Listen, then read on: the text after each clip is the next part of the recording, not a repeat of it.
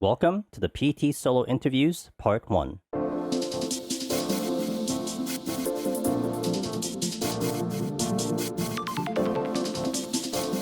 Hello, I'm Angelus Demonus. I interviewed 22 talented gamers who cleared Pilgrim's Traverse solo and asked what their thoughts were on their experience.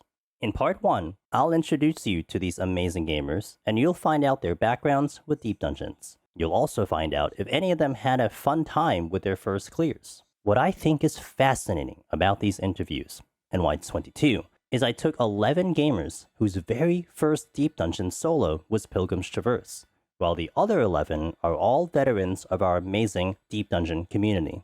Are their experiences and opinions the same or drastically different? Listen in to find out.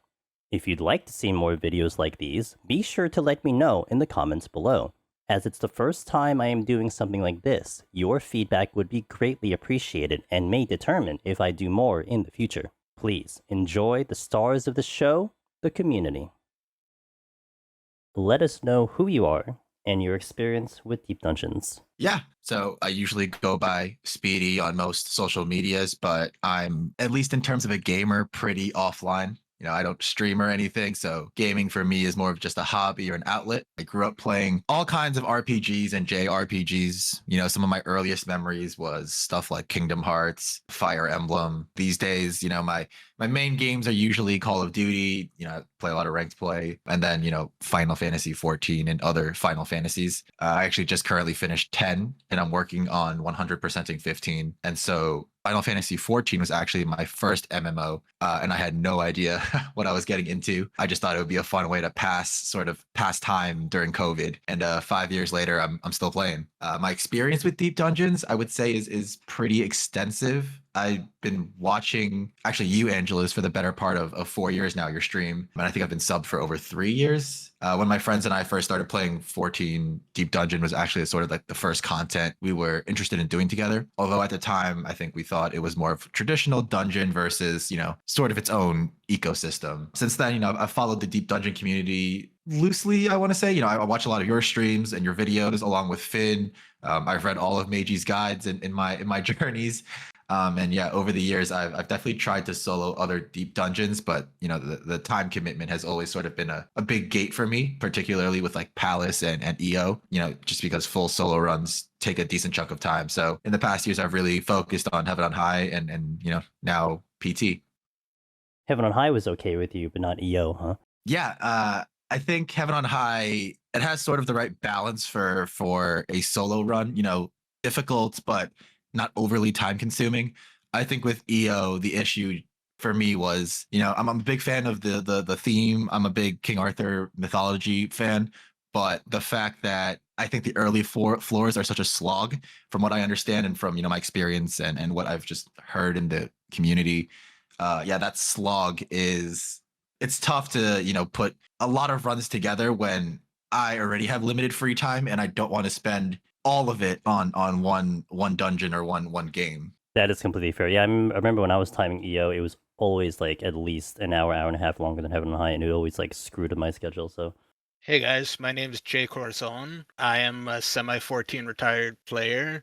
Some of you guys may have seen me from the world first race for Deep Dungeon that I finished stream 4th. My experience with Deep Dungeon, I started it around 5.58, so just towards the end of Shadowbringers. I started progging Heaven on High first as Warrior, and then I couldn't clear in time before Endwalker dropped, so I had to put that on pause until Endwalker, which I finally cleared.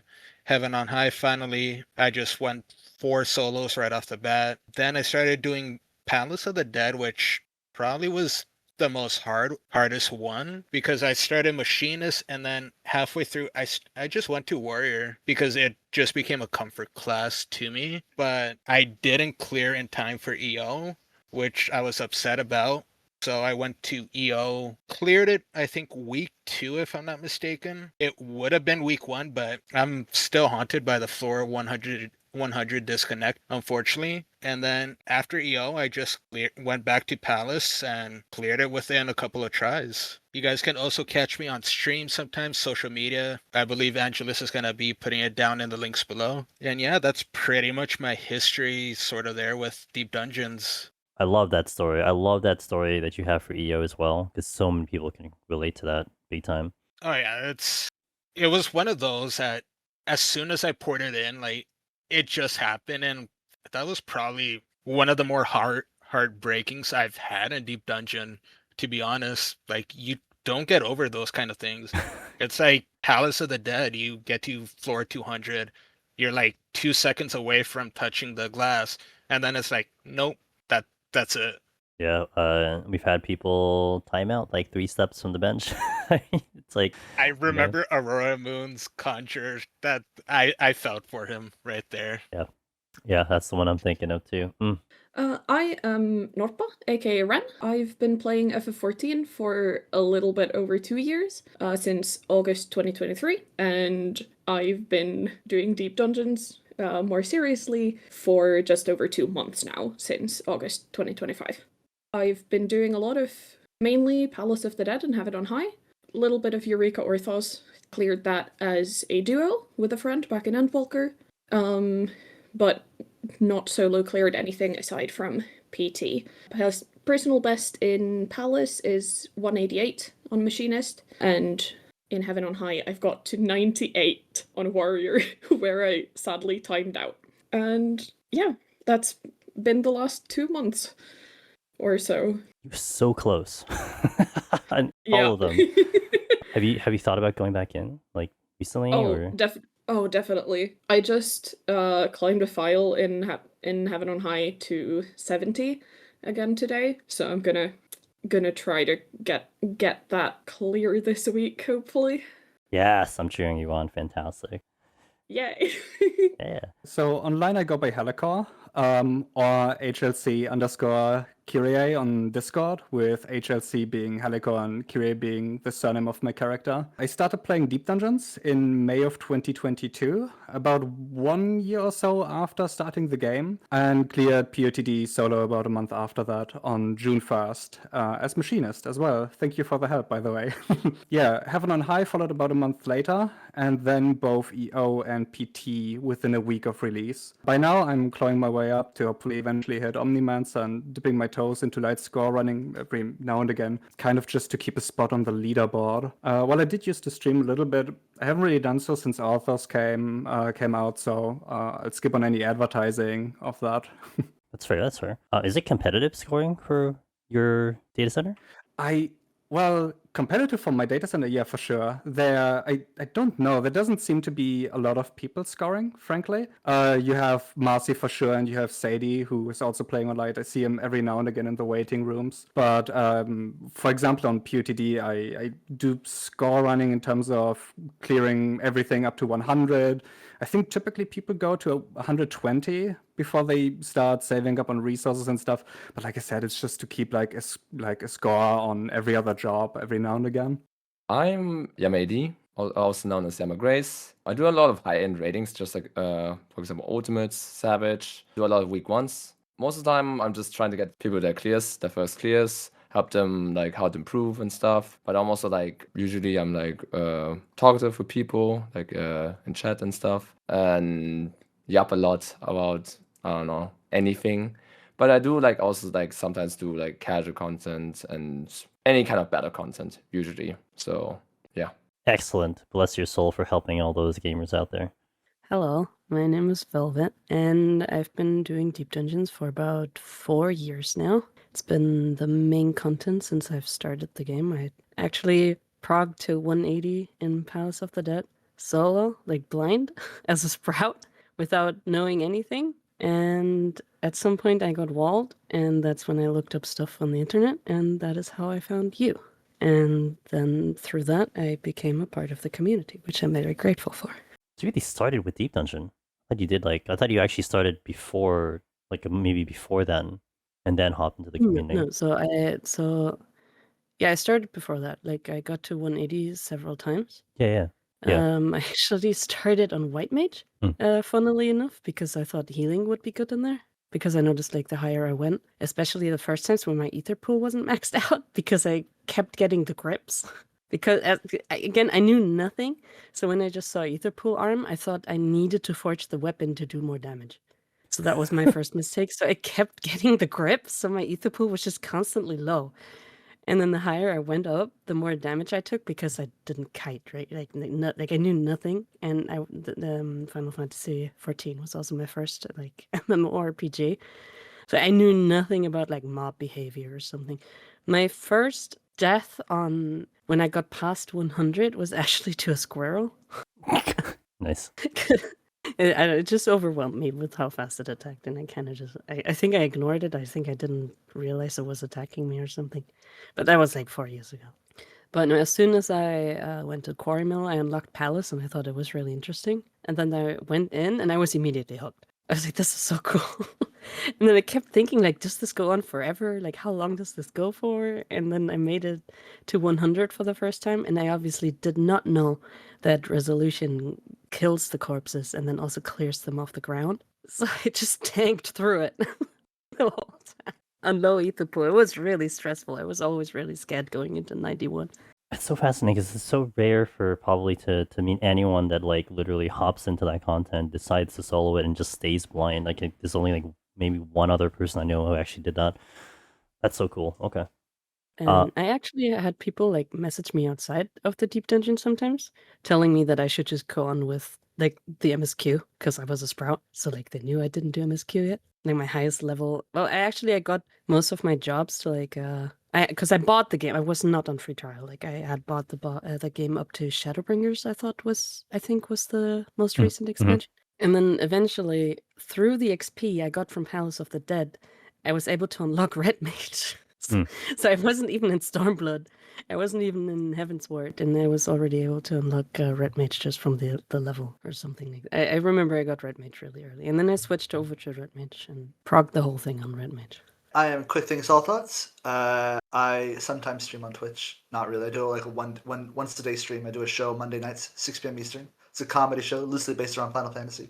Come hang out. But my Deep Dungeon experience, once a long time ago, I did Heaven on High in a group that I found in PF, and that's basically it until Pilgrim's Traverse. I think I tried I may have tried a Palace of the Dead solo run at some point, but I think I died to something, and then I realized I didn't want to start at floor 1 again for Palace of the Dead. That's basically it. I have not been a deep dungeon enjoyer for most of my time on Final Fantasy. Dang, you're super fresh, huh? Yeah, I was super fresh. I was like, I hope I have interesting things to say, but you are an expert, and I'm a bit of a tourist. No, this is precisely the perspective I would have wanted to hear. So it is very interesting to me. That's for sure. My name is Cogntv. I stream on Twitch and YouTube under the same name. I'm a PNG tuber that I'd like to say is like a deep dungeon focused variety streamer. Like I love deep dungeon and I love streaming it, but if I feel there's going to be something more fun for me to play or showcase to my community, I'm going to play it. We have a sub wheel that also adds to the variety of someone subs or gives subs to the community. They can add a game or games to the wheel. And we spin it at the end of the month, so whatever game it lands on, we got to play it. It's kind of a fun way to mix in some palate cleansers here and there to give DD a break. But as far as Deep Dungeon, I've soloed all of the content on multiple jobs. The most recent one on multiple classes. We'll get into that. But yeah, I just have fun. That's pretty much the name of the game for me. It's like if it's fun, I'm doing it. So what would you say you started like your first Deep Dungeon solo? Like time-wise, in which one? My first Deep Dungeon was EO. If that's what you're asking. But yes, it was EO, Eureka Orthos. I believe it was like, I want to say like maybe the 0.36, it was like shortly after it came out, but it wasn't on the drop of it. And I tried going in there after doing POTD and not really necessarily liking it. I guess I went in there a Dragoon and I was kind of lost. So I kind of just said, you know what, let's try the new one because I'm familiar with the new one and the kits of the 90 kit and I'm comfortable with it, so let's do the new one. And it took me a little bit. I didn't go in there with a guide next to me, and nor did I really go blind, because when I died at something, I'm like, all right, what happened? And then I would look it up. But it was a lot of fun to be able to just go in there and just try something new. So that was basically my first real test of like solo deep dungeon was Eureka Orthos for sure.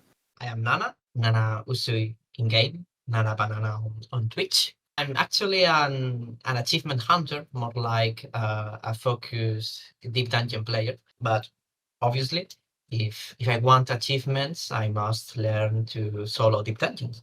And that's what happened years ago. Sadly, for my sanity, I spent like hundreds, I will say even 1,000 of hours trying to solo every of them. Many failures, many close calls, and weeks ago, I don't even remember, I managed to finish my first one on first week, Pilgrim Traverse. So it must have been really relieving to finally get one in, huh? Yeah, I mean, I actually didn't expect it. I believe it helped a lot that I could retry the 71 floor and ahead many times thanks to the new save spot. Yes, for sure. Gotcha. Yeah, the checkpoints for sure. Yeah. Mm-hmm. I'm Vaxherd. Japanese players might know me by my character name, Sena. I started FF14 itself as a solo journey, going all the way to Susano before I was forced into a party, and discovered deep dungeons as part of that solo gameplay.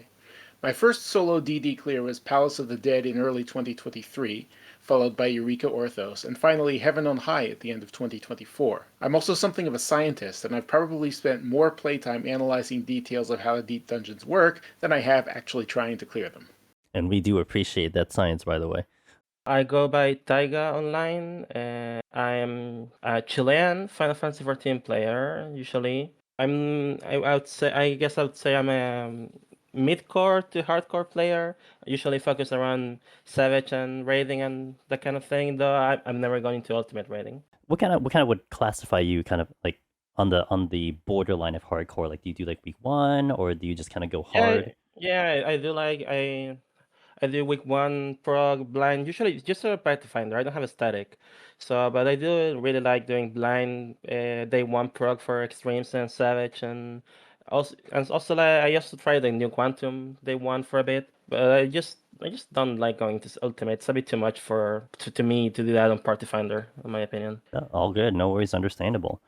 Okay, hi. My name in game is Faolan Ambrosa, or Faolan, but you can call me Fao if you want. I've been playing Final Fantasy XIV since the beta, and I've been doing deep dungeons since they were added to the game. On like YouTube, I've been putting piano videos on for the last 16 years under the name Hypochondriac Piano, but I haven't posted anything in about a year, so. Since beta, huh? Dang. Did you try soloing POTD when it first released? I've tried off and on since it was released, and I'm kind of embarrassed by how long it took me to get Necromancer, but hey, it's all good. It's all good. But I did take large breaks in like during my whole like attempts during it. Like I would go like maybe over a year without attempting, and then I got really serious about it in like 2023, and I cleared. First I cleared Heaven on High, then Eureka Orthos, and then finally Palace of the Dead. That's amazing. Yeah, I mean, I tried for a while when it first released, and then it took me actually clearing Heaven on High to finally get enough coffins to then go back to Necromancer, so I get it. Hey, I'm Joey. I'm more of like an every content player in Final Fantasy XIV, so I do like fishing, raiding, and lots of different pieces of content. I played all the deep dungeons before PT, but I've only done it in groups. So I cleared Heaven and High and EO 2 times each, and in Palace of the Dead I reached floor 187 or like 188 and died to a luring trap I never went back to clear so far. I don't blame you. All right, fair. Hello everyone, my name is Finh Bazal. I create content for Final Fantasy XIV and other various games through my Twitch and YouTube channels, both of the same name. My favorite genres are MMOs and adventure mystery games. My experience with Deep Dungeon actually started a very long time ago. This was during the Shadowbringer expansion. So that was back when BuzzJet had just released, and it was the new hot thing. And there was this new thing inside called duels. And the duel was basically a 1v1 encounter you could do inside. You could like do something to get chosen for it, and then it was like a challenging solo encounter, right?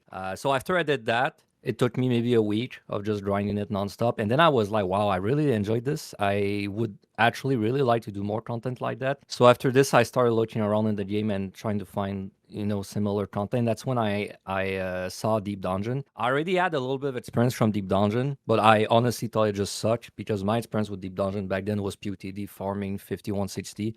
I really disliked that place. So I was surprised to learn that this was actually like a whole thing. I thought to me, Deep Dungeon was always just that 5160 stretch, right? So that's when I looked up the guides of Mr. Injust right there. And then I looked up his guides, watched them. And then I went in and got my title in Heaven on High, got Lone Hero in Heaven on High. Then I got Necromancer in Pass of the Dead, used Dawnbreaker for Heaven on High, used Red Mage for Pass of the Dead. This took me a week. So, and this was, I was still hungry for more, right? But then that was kind of it for solo content in the game. So then that's why after this, I started clearing more jobs. And then this is kind of a little process about like how I ended up being a streamer of this content. Because I was trying to clear every job, well, I had to start looking up VODs of every job to help myself. And then I noticed there was a lack of every VOD, right? Or like some VODs were really hard to access. For like some of them were on Elite's channel. Some of them were on Angela's channel, right? It was all over the place. So that's why initially I started streaming. I just wanted to get VODs out there. So that was like no microphone, no nothing, just gameplay. And then, one thing led to another. People started watching. Then I had a microphone, then I had a webcam. And then, that's how my stream it was born, essentially. That's the whole story. Yeah, it's really interesting to hear that because essentially that's kind of how it started on my end too. I mean, it was like my whole thing was like this title existed and I'm like, no one's going to believe me. So it's like, okay, let me just get on video. And then that's kind of what started for me, right? It's just let me just get this on video, whatever. Not really doing it for an audience, just as I have proof for it. But then, as you said, right, there was kind of people who started to kind of get interested into it, and then you kind of just rolled with it, right? It's just like, oh yeah, it's really nice that you have people that actually enjoy the same thing I do. And of course, after all this time, people are blessed to have more and more of that content from your end, especially because it's I mean, even there, right? Not that much content, and you can argue that even still there is not that much content. You know what I mean? Yeah. But at least there is more of it now, which is really, really good. Hello, I'm Zerozaki, short zero for this interview, and Pilgrim's Traverse was my first solo deep dungeon ever. My experience with deep dungeon varies depending on the different deep dungeons. In Pass of the Dead, I only played up to floor 100 in a team, while multiply dying in the early floors. In Heaven on High, I played 3 attempts in total. 2 of them were in a duo till around floor 80, and 1 solo run where I died on floor 72. While Eureka Orphis was the first CD I actually ever completed with a friend together. Basically, I never spent much time in deep dungeons and only really started to get into it with Eureka Orphis and Pilgrim's Traverse.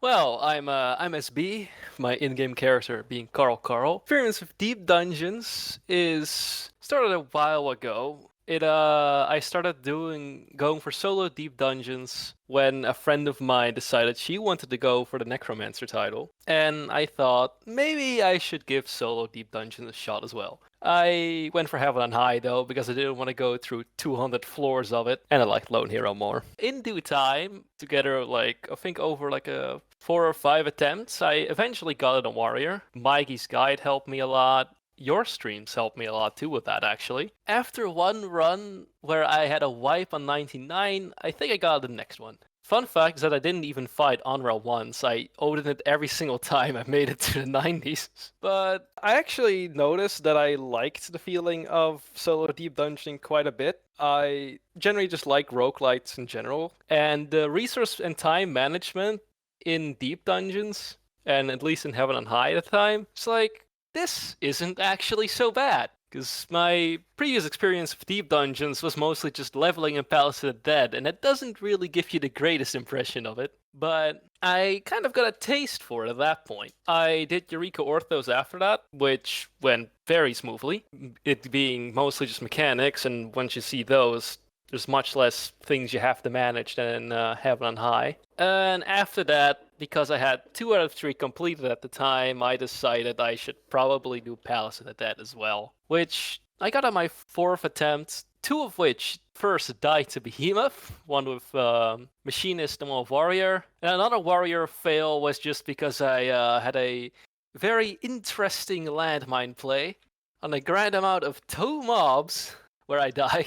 But on the 4th one, I managed to get Behemoth down, and then the rest of the palace also followed, and I got my Necromancer title as well. After that, I mostly just found myself doing a bunch of EO score running with Picto, until I got a score I was satisfied with. The potion economy, especially as a DPS, made it kind of difficult to score run for a decent, prolonged amount of time. So eventually I kind of took a break from it until PT came out. That about sums it up, I think. Have you still not fought Honor yet?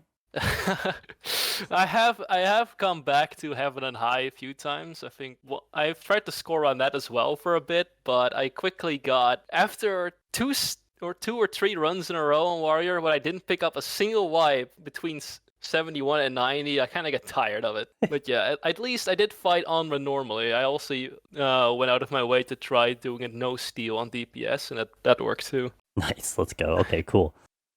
Hello, my character's name is Taylor, but a bunch of people outside of Final Fantasy would recognize me as Dragonfangs. I've done some speedrunning and fighting game stuff. I have been a Savage and Ultimate Raider since Shadowbringers, but I never really enjoyed Deep Dungeons a lot. I got dragged through Palace of the Dead and Heaven on High with some friends without really understanding anything that was happening. I just followed along and everyone else pressed commanders. I did do some attempts of Palace solo, just to have something to do during content drought.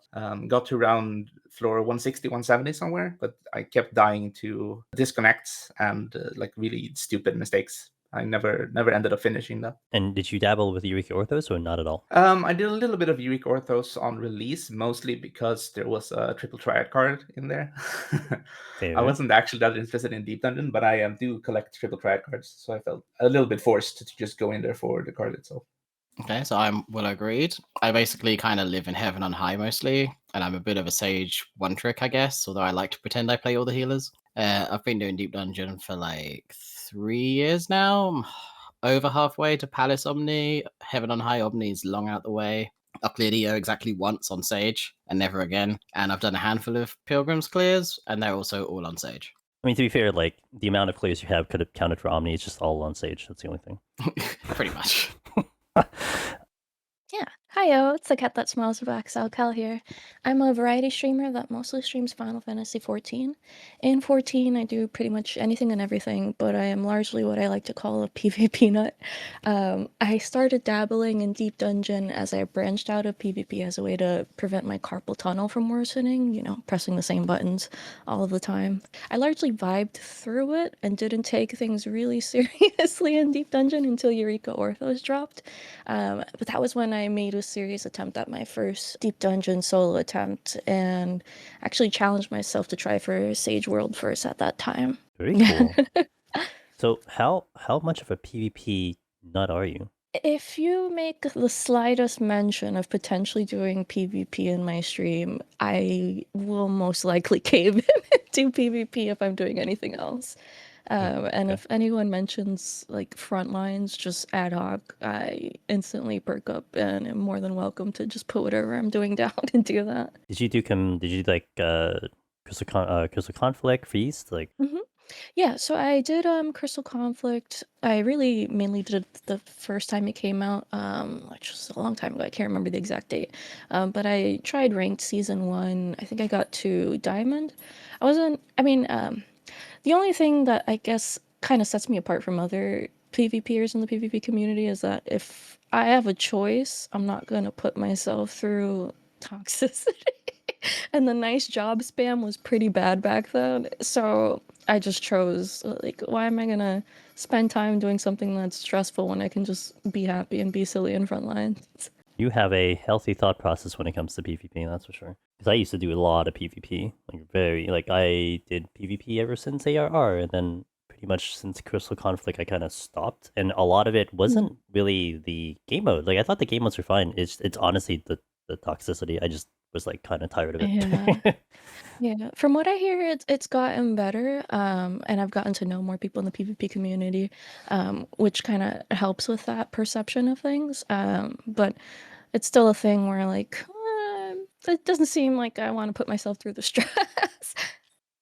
Yeah, my name is Rin Massuru. I've been doing solo deep dungeons since 2022. My first deep dungeon that I soloed was Palace of the Dead on Machinist. I've soloed all the deep dungeons on multiple jobs. I've also dabbled into deep dungeon speedruns and a few challenge runs, most notably lately the Japanese Deep Dungeon Challenge. And my favorite deep dungeon is Palace of the Dead.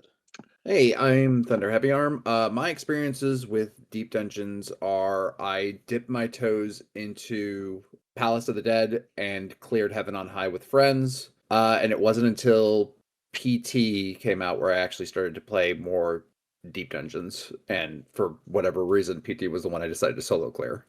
I'm Sadie Sassafras. I play on EU. My experience with Deep Dungeon is primarily solo. Over the last couple of years, I've soloed Palace of the Dead, Heaven on High on all jobs, and some no job stone clears as well. EO, I've cleared every job solo other than Ninja, just because I never got around to it. And I've done a few jobs in PT, but we'll get to that. I like challenge runs, a bit of scoring whenever it takes my fancy. Yeah, so primarily solo. I did start by doing group runs, and I do like doing a group run every now and then, but that's it. What region do you play in? I play in Japan on the Elemental Data Center. I play in the JP data center. I am on Chaos Luiswa, which is in Europe. It's one of those smaller servers. It's a newer one, right? Do you remember? I don't know, actually. I don't know. So I started on Spriggan, which is also Chaos EU.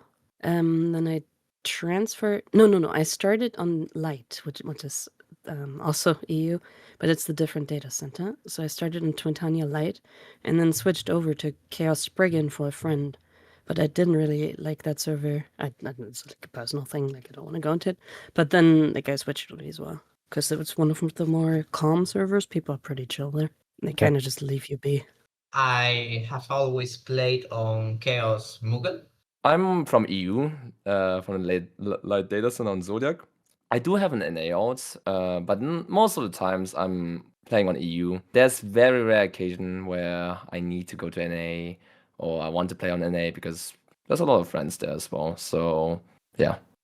EU, I play on Light, and my server is Lich. I play on Chaos in the EU region. Yeah, I play on EU. Specifically, I play on the Light Data Center on Lich. I play in the EU. Despite the DC travel complications, I am still on Chaos, even though all of the action is on Light nowadays. I play in Europe, KS to be precise.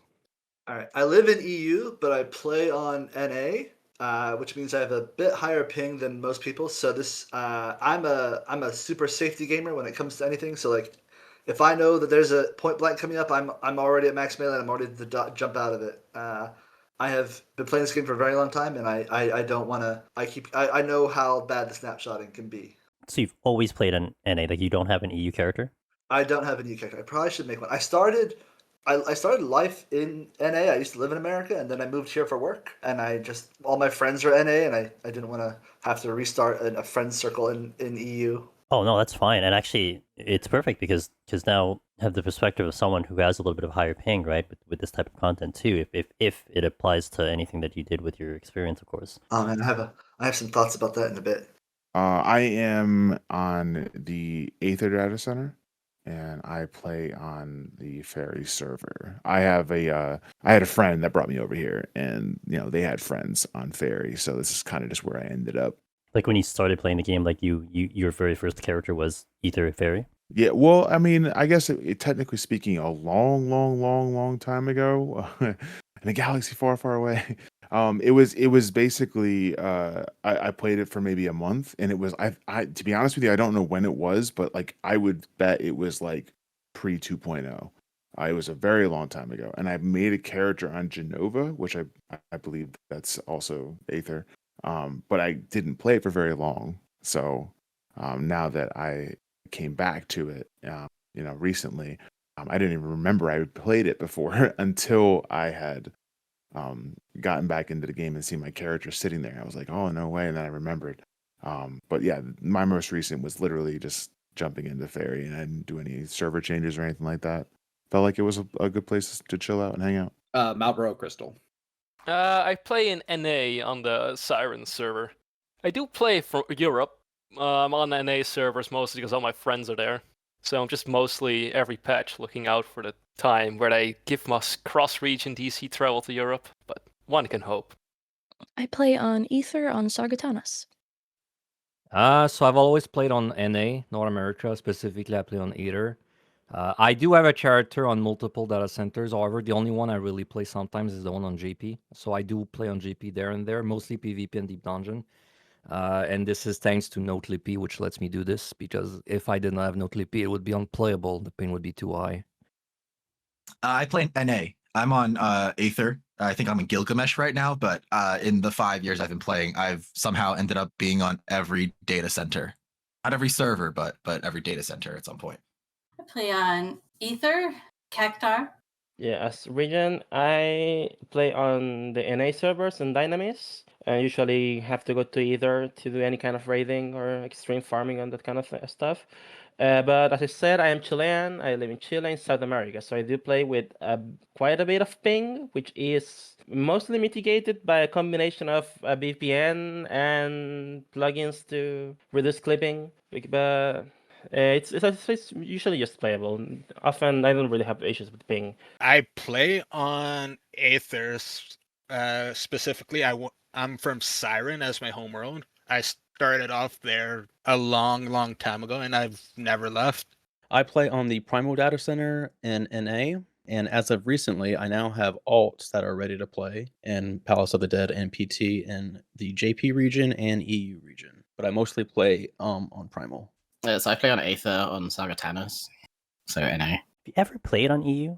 Like ever choose to do it? So I started the game on EU. I used to be on Phoenix on Light. In fact, I played there before there was 2 DCs because I started in Heavensward. Because, I'm in England, so it makes sense to play on EU, right? But because I do...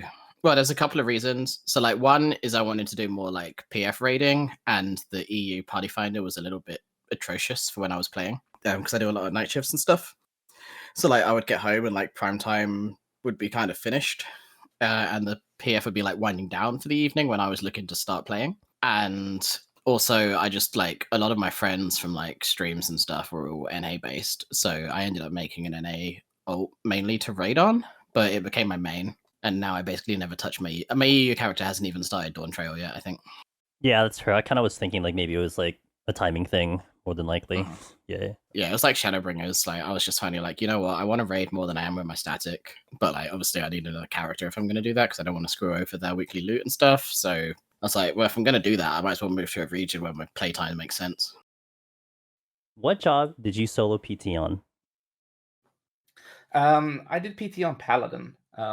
My relative lack of experience with solo deep dungeons, and because I wanted to save a potsherd for cosmetics first before spending it on potions, I wanted to go with a support, just so I didn't have to spend that many potions. I usually use warrior for solo stuff, but I've been in hunt trains. I'd been a little bit frustrated with having to set up the damage buff for warrior, so I've been switching to paladin there recently. So I just went with what felt comfortable. And turns on paladin is very good in PT. It is. Ever since they changed it, I forgot what patch it was. It was something about last expansion. I really like the changes they did with the mobile damage that it had, especially for solo. So Paladin is a good choice for sure. As a current tank main, I played on a recommendation of a friend who said I should play Paladin or Warrior. So I played it on Paladin, and later on I did also on Black Mage. So Paladin was the first to clear, and then you cleared again on Black Mage? Yes, I chose Paladin since it has the versatility of both unlimited stuns and an interrupt, so I wanted to have a little bit more confidence on the first solo run. Did you utilize the stuns from Shield Bash a lot? On my first team run, I used barely any Shield Bash, but on my solo run, when I hit multiple enemies at once, I used sometimes a Shield Bash in the middle range floors around the 60 plus till 80. I soloed PT on Paladin. I did it on Warrior. I've been a tank main for most of my time playing, so I was like, oh, Warrior. I figured the sustainability would be useful. And then now that I've discovered scoring, I'm going to try and score. Now in your Discord, I'm going to try and score on all of the tanks and see how that goes. But I did, knowing now what I know about scoring, I did a lot of things wrong. I was like, all right, floor, exit's ready, let's get out of here. I would skip chest. I didn't open up all the map. I was just trying to get out. No, that's fair. And like, I know for me, my brain has like two categories for that. Like there is like I want a title mentality, and then there is a scoring mentality. That like I have two distinct. Actually, it's really three now. Speedrun is also kind of a whole different category as well. Yeah, I wouldn't consider it wrong. It's just the how you kind of go about it and the thought process is certainly just very different when you try to go for scoring. Yeah, fair enough. I didn't know. I had like no ideas. So I think because I got my clear kind of early, at one point my name was on the scoreboard, but I checked today and I'm no longer on there. Really? Well, yeah, it is moving pretty fast, to be honest. But no, it was good time. It was good times.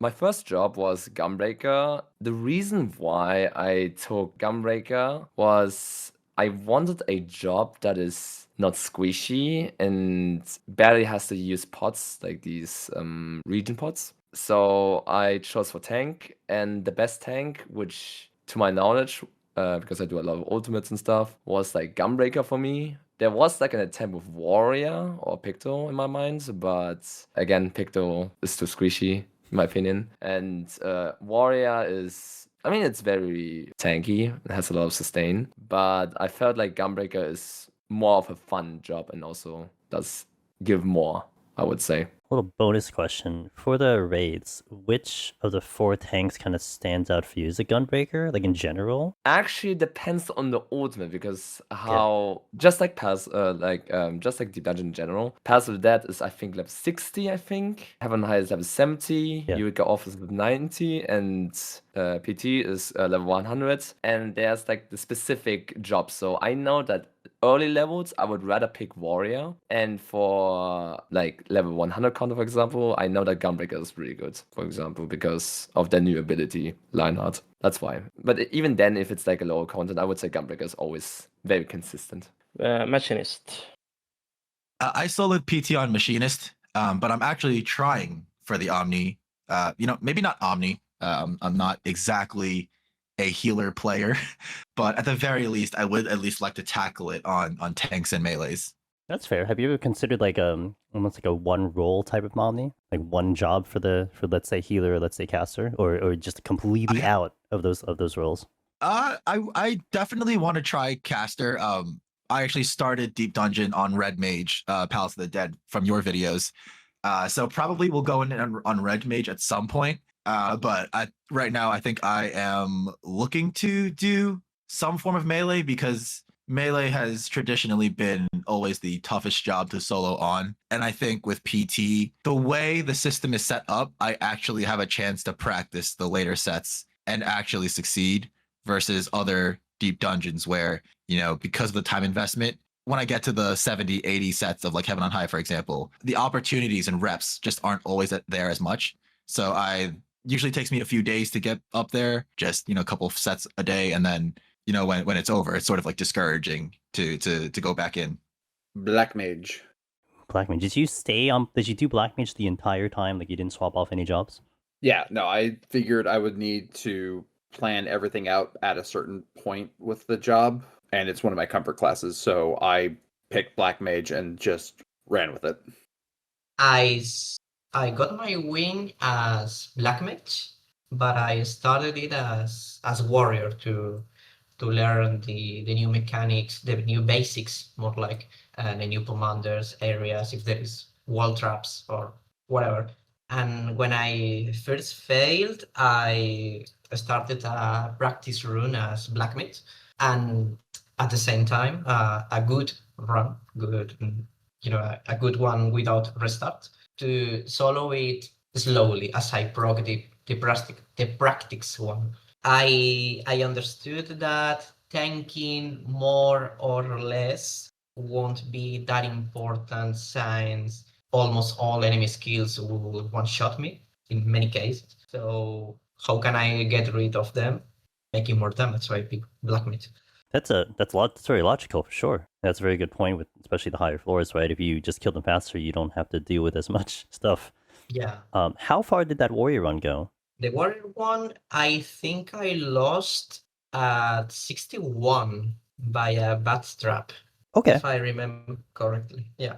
Okay. Yeah, that's about the start of the floors, at least from what I found out, that like DPS actually start getting one shot by 61. So in essence, like your logic was perfect because you basically started the DPS run on the floors that started to get. It doesn't matter if you get hit or not. It's just like you're gonna die anyway. So yeah. Yeah. Also the incense. That's the word, I think. The incense commanders. Playing as warrior made me survive a lot on bosses, so it really helped me to learn them real quick as warrior. Yeah, I agree with that because I remember I took a DPS in. I think my first time was like 80, 90, and seeing like you're like dead in 2 shots. I'm like, oh, I'm glad I took tanking just to practice these. Yeah. The level 60, the cactus. I think I got like 7 or 8 bull stacks as warrior and still managed to win it. That was insane. Same. I got to 7 myself. Yeah, that's a mood. I soloed PT on Sage. I'm actually a Sage main in both PvP and PvE, so I definitely felt most confident on that job. So I was going to solo on Red Mage, and I did 1 attempt, and then I said, never mind, I want an interrupt, so I did 1 attempt on Bard that got to 97, and then I said, never mind, and my 3rd attempt was on Pictomancer, and that's when I cleared as well. Nice, 97 on Bard, hell yeah. Yeah, that's second try going in solo too. Damn. How far did you get on Red Mage? Red Mage was like 76, I think. Oh, that's pretty good. Okay, sure. Yeah, the interrupt thing I can completely understand, and I get that. Yeah. Honestly, like I've heard a lot of people where like you like showcase the job, like even like Pictomancer, like showcase it, and they're like, that looks really nice, but I want the interrupt. Like literally the only reason. Yeah. Like with Picto, that was definitely like the only weakness that I felt on the job. But it's powerful. That's probably what convinced you, I bet. Yeah, pretty much. So I did my first blind solo clear on Black Mage. However, during Prog, I did play on a couple other jobs. I did a lot of Prog with Black Mage and Dark Knight. I did a little bit of Samurai in the beginning, but most of it was Dark Knight and Black Mage, and then I eventually cleared on Black Mage as I did intend. Did you were those other jobs like a big asset to the Prog, or did you have like a major learning thing from those other jobs, or was it kind of all the same to you? So Sam was just let me just see how fast things die. Dark Knight though, that was huge in Prog. Basically what I would do is I would go in on Dark Knight first just to see what the mobs did, to see mechanics, see if I could LOS stuff, and then I would go back on Black Mage and then clear the set. And then once I got to floor 80, I died on Dark Knight, and then I did it on Black Mage, and then I got to floor 81 and 91 plus, and then I died, and I didn't want to reclimb again from like floor 51 on Dark Knight, so I just said I'm just going to keep re-clearing on Black Mage. So once I got to the end floors, I went full send on Black Mage. Black Mage. So my first solo clear was on Black Mage. I did get a group clear before that with my friends, because one friend wanted to get into Deep Dungeons, and he had done 450 of Palace already. And when PT released, he just messaged me and was like, hey, want to like go in together? I kind of want to learn and see how you go about it. And then we actually found a full group of 4 people and just went in. And I think we cleared it day 2 because day 1 people were busy. That's so right. We cleared it day 2, and then we cleared it again as a group on day 3. And then on day 4, I soloed Black Mage on my first try.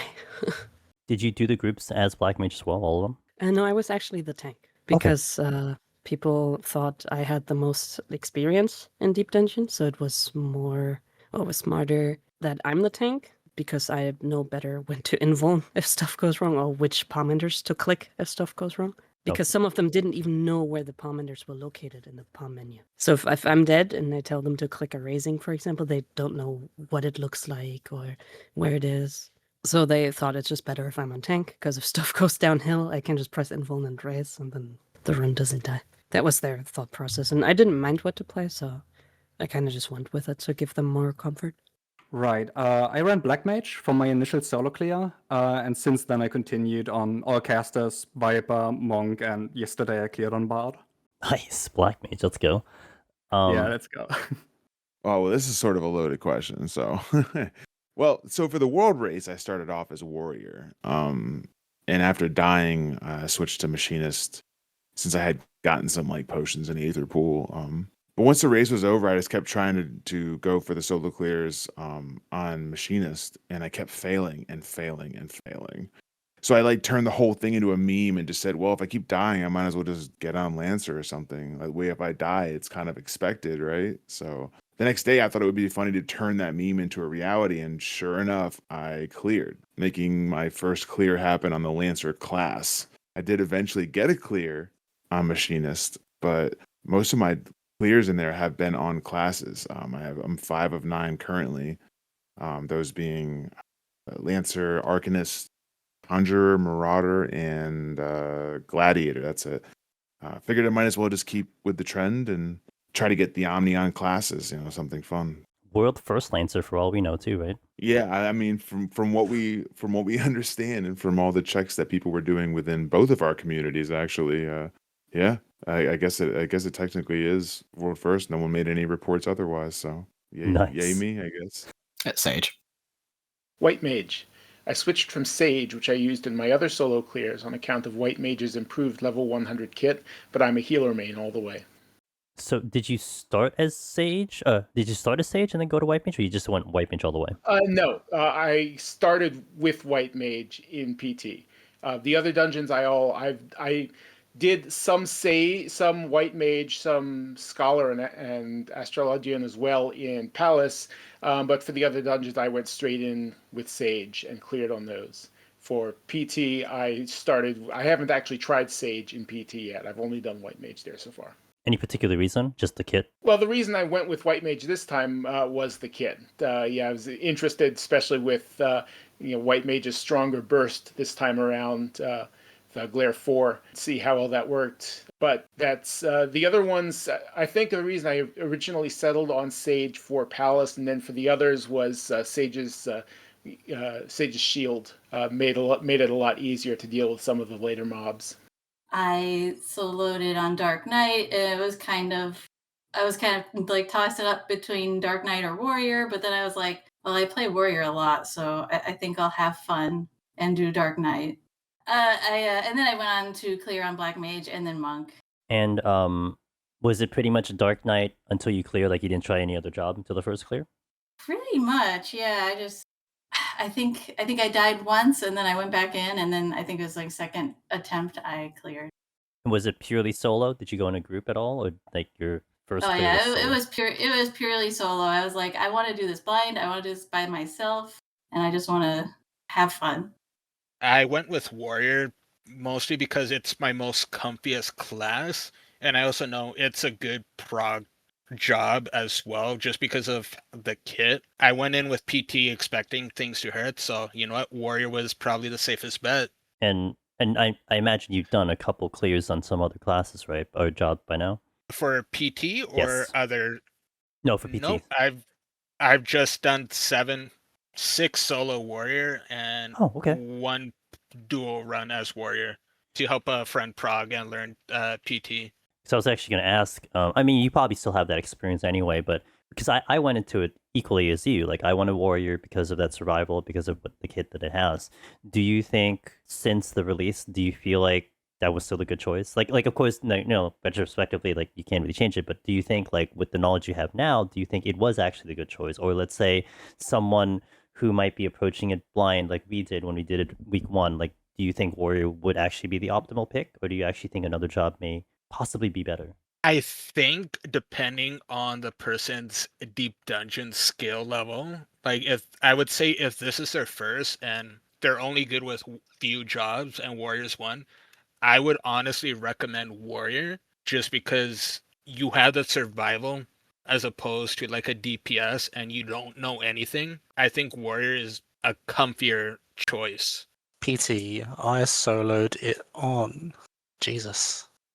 I got my clear on Machinist. Yep, that was it. But I think my first run, or my first attempt was Samurai. Then I tried Black Mage, but I failed those, and I was like, screw it, let me go with Machinist, because every other deep dungeon I did the first clear as Machinist. So yeah, I did that, and it was fine. So it's kind of just like a roll of the dice in a way. It's like you just weren't having you weren't vibing those jobs, so you swapped the Machinist. Yeah, no. I thought, Samurai, that was my first try, and every set I was using a raising, and then I got to the 80 set, and I died to a Humbaba. I think I was positioned badly against the wall, and I got hit by the cone, and I didn't have a raising, so yeah. Then I did Black Mage, and I was like, you know what, I'm going to score it. And it was a similar thing. Like I either died to something stupid, or I was using raising every set, and I didn't have one. And then I was just like, oh my god, I'm so frustrated, and I just want to clear. So I just went with Machinist and ran all the way to the end, and it worked. Samurai. I kind of decided pretty early on before it came out that I wanted to do it on Samurai this time around, because of the damage mostly. And was that like full committal? It was all Samurai until you got declared, no other job changes in between? Well, I decided that I did decide before PT came out, but not like so far before it that any job changes could maybe dissuade me. It's mostly just that I kind of assumed that auto damage would be like EO, so it wouldn't be too relevant. And even if it would be, I have the best button in the game, Tengensu, so it should work out. And it looked like it did for you, huh? Yeah, it went pretty smoothly. I did it the day after it came out. I tried it on day one as well. I think I first did like a blind group run, and then I went for my solo run as well. By the time the race finished, I think I was on 79, and then 2 minutes later I died, and I just called it for the day. Good old misreading the targeted AoE for point blank AoE.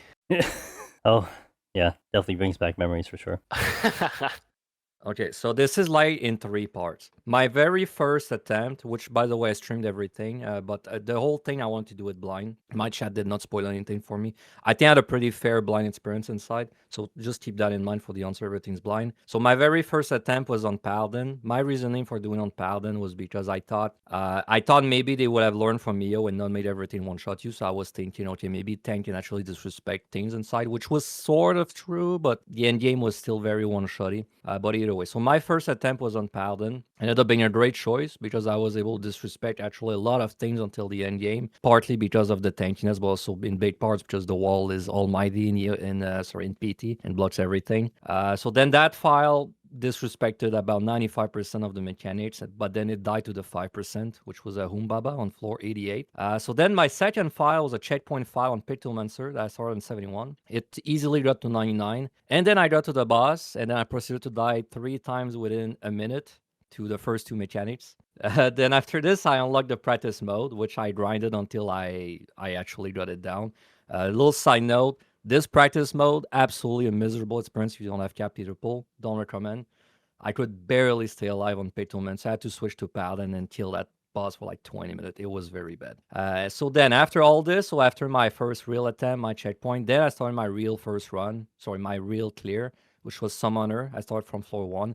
I kind of knew at this point that there was no reason to play tank as long as you learn what the monsters did. And I was pretty confident I would just do the monsters mechanics. So then I got to 99 easily on Summoner, defeated the boss. In big part because at this point my pull was capped. And then that's how I cleared. So my first clear was Summoner, but my first attempt was Paladin. Nice. And that second run straight to 88, huh? Oh, was that Sorry, your second? That was your second attempt, right? Straight to 88, minus the first one. No, my first attempt. Oh, was that your first attempt? Yeah, my first died on 88 to a Humbaba. Well, that was your first attempt. Oh, awesome. Yeah, that was really good. I mean, it was good, but it's like I could have died to anything. Like it's just that specific monster wasn't really well. You know what happened against the Humbaba specifically? I'm sure the same happened to you. He started casting triple blow. So then in my head, I was like, oh, it's going to be a hard hitting tank buster, right? So then I was standing there, I popped all my defensives, and then he started mashing me. And then I have a clip of it on my stream. I said something like, oh, that's not that bad. And then he did the 4th one, and then I died, right? Mm-hmm. Like I just didn't really try and LOS it. But like if I had not died against the Humbaba, I would have just died to the 99 boss either way. Yeah, that was just I didn't expect that to happen after the third, or I don't know which one I hit on, but it was like after the final one, I definitely was not expecting at all. So it's same. Like I was ready for the first 3 or the first 4, and it's like, oh okay, oh right. But yeah, it's good to hear also on your end that people respected the blind, because they definitely were respected in the blind on my end too, which I was really appreciative of too. Like no one said anything, didn't get any hints or whatever, and it was an amazing experience. Yeah, the only thing that was told to me is the fact that Devo guaranteed a transformation, but I didn't really mind because I thought it was kind of bullshit. It wasn't written on it, but I didn't mind for that. Yeah, I think I was told that sometime, and I was like, "Oh, cool, okay, well, whatever." it didn't really matter that much at that point, because like for me, the palms were like kind of like it was okay. Like it like whether or not that did it didn't really tilt it too far into like my favor. Right? I mean, time management is just kind of an ancient thing at this point. Like we think of time management as a mechanic, but I don't think they really design it around time management. So like you look at these pumps that save you time, and to us it feels like a waste, but it's not really meant to be used to save time anymore, I think. That's fair. I think with this deep dungeon, its application is certainly different than the previous ones, of where previous ones it felt like it was meant to help you get through and save time, whereas here the application, at least in my opinion, Bobby, yours as well, it has a different application, if you will. It's like it's there just to be like, yeah, I mean, if you want a little help, sure. Yeah. Did you have fun? Yeah, I think it was a very enjoyable experience actually. I was kind of skeptical, I guess, because I knew that it would take a lot of multiple hours, and if I died at any point, that was just a ton of time wasted. But I did. I had a lot of fun with the first time I cleared was with a party, just matched parties, random people, and I did have a lot of fun. And I think a lot of that is due to both the deep dungeon itself. I think is okay. It's like designed all right, but I also think the checkpoint system is a huge plus and makes it a lot more enjoyable to just hop on and play with random people. And as for the solo experience, was surprised by how much fun I had, because in my first solo attempt, I think I died at like floor 60 or something. And I was like frustrated, and I remember thinking, okay, that I'm not gonna try this again. That took way too long. But then I decided to give it another shot next day. I got to like 90 or 89 or something like that. And then it took me like two more tries, I think, before I cleared it. But I was surprised by how fun it was, just because every attempt was like 4 hours, 3 hours tops, more. So, but yeah, I think it was a very enjoyable experience, especially as my first solo deep dungeon, because I was learning a lot. I knew like the basics before I started. I knew random stuff like you should run around walls to avoid traps, that kind of stuff, just general things. But I had very little. I basically knew nothing about managing commanders and that kind of thing. So I did have a lot of fun just learning and figuring those things out on my own. So you didn't really dabble in the older deep dungeons, did you? No, I did not. I did some Heaven and High and Palace of the Dead, just like the lower floors, mostly for leveling and helping some friends level maybe sometimes. But I never went past like floor 30, and I was playing with the party. And when Eureka Orthos dropped, I don't remember. I tried to do a few, like 1 or 2 runs, and I gave up really quickly. It was a bit too frustrating for me at the time, at least. So yeah, this was like the first time I both got to the end at all with a party, and also the first time I decided to go in to try solo one of these. So would you say like the way PT was set up, just overall, it definitely helped entice you to do it? Like was like the whatever was in PT was just enough for you to do it, or did you feel like you had motivation for the older ones, or was it just like, nah, it's too frustrating, wasn't my thing, kind of thing? I think the checkpoint system is by far the biggest difference between this and Eureka. Or Eureka, I don't know how you're supposed to say that. So I think just knowing that I would be able to restart it from floor 70 or 50 or something, that just made it a lot more like approachable, I guess. You could just go in, and I think that also makes it so there's more people to queue in for the matched parties. Because like if I were to, for example, if I did try to do like party clears for Eureka when it dropped, I would feel like I would feel terrible if I wiped a party at like 480 or something. But in this case, if I wipe at 480, oh well, I just begin from 470. So it's like it's not really that big an issue. I think it just makes it a lot more enjoyable, a lot more approachable for everyone involved. Just makes it a lot more likely for me to just give it a shot, I guess. Okay, so I kind of split this in three because I had kind of like three, let's say, times inside until I done my real clear, all of it blind again. So my very first blind attempt, which was Paladin, actually had a lot of fun on it. I was very unlucky with my pool, and I had very low pool entering the mid game, like entering the 50s and the 60s. I believe my pool was in the 30s or the 40s. It was abysmal. Things hurt me real bad. Like, I remember fighting floors with the invisible frogs and just getting destroyed by them, right? I was doing almost no damage to anything. It felt pretty, like, challenge. It felt like a good challenge on my first attempt in there. There were also a lot of unique monsters that really blew my mind, like the frogs, the turtles. I was like, holy shit, I can't believe that. Like, these were the kind of monsters that we would sometimes joke in the Discord that they would add, but then we kind of thought they would never do that. But then when I saw an actual frog that's invisible, I was like, whoa, that's crazy. So, and then there was also a little side note. When I saw Purification, I was also like, wow, this has so many implications. Like, does that mean I'm gonna have to deal with Doom in the end game and stuff like that? And then, it didn't quite turn out that way, but at least in this moment, everything was coming together to be really fun. So then after that, my checkpoint attempt, so then I died to the Humbaba on floor 88. Now my checkpoint attempt honestly was not very fun for many reasons. I think the biggest reason is that as soon as I got to 99 and proceeded to die 3 times within a span of a minute, I was like, that kind of told me there was no hope I would have ever cleared, like, ever without having to do the practice mode. So that annoyed me a bit because I thought I don't know, I didn't really like the boss having mechanics that just one-shot you if you don't do them, and then you don't know they're coming, right? And also, it kind of seems silly to me that I could climb that easily, starting from floor 71, without even capped either pool. It took me, like, let's say 2 or 3 times resetting the first floor just to get, like, a strain, a steal. But once I got a strain, a steal, it was just smooth sailing to the end. So I didn't really enjoy the checkpoint that much. And then my first real clear after the checkpoint, which was on Summoner, was okay. I mean, it was fine. Like, the thing is, the reason I can't really say it was fun or not fun is because I just don't remember anything about it. It's been, a month since it came out? I honestly can't tell you a single thing that happened in the run. I don't remember anything. So, to me, it felt about as fun as my first Jcorazon clear. Because my Jcorazon clear, my first one is the same. I don't remember anything about it. Yeah, that's fair. I mean, it is, and having it segmented is kind of fair too, because you kind of you start to approach it differently with more and more knowledge that you obtain within the dungeon. And it is interesting on your part because, I mean, it is kind of like 3 very different experiences, if you will. Like, I mean, arguably that first one was kind of that fun one because it was a lot of unknowns that you were trying to figure out. But then you started to deal with the knowns, like, all these things now, so now it's just applying it to the end. And then now it's kind of calculating it with kind of your previous knowledge and how it applies to that clear attempt, and then that's kind of where kind of your thought process ended up and how you kind of felt with the content.